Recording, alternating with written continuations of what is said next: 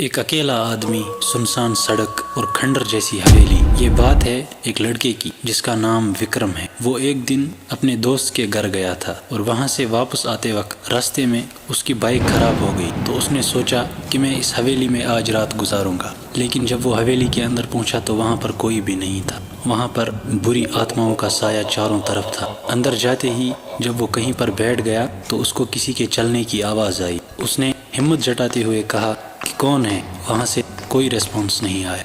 इसने फिर पूछा, मैं पूछता हूँ कौन है वहाँ, क्या कोई वहाँ हो? कोई जवाब नहीं आया। तो फिर एक तस्वीर दीवार पर लगी थी, वो उसके सामने गिर गई और उस तस्वीर में से एक आत्मा सामने आ गई। विक्रम ये हाल अपनी आंखों से देख रहा था, लेकिन उसने हिम्मत जताते हुए कदम आगे बढ़ाए और पूछा कि क्या बात है। तो उस आत्मा ने बोला कि तुम यहाँ से वापस नहीं जा सकते।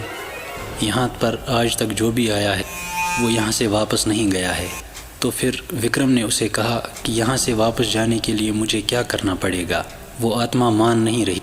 तो फिर विक्रम ने कहा कि अच्छा बोलो, तुम्हारे साथ क्या हुआ।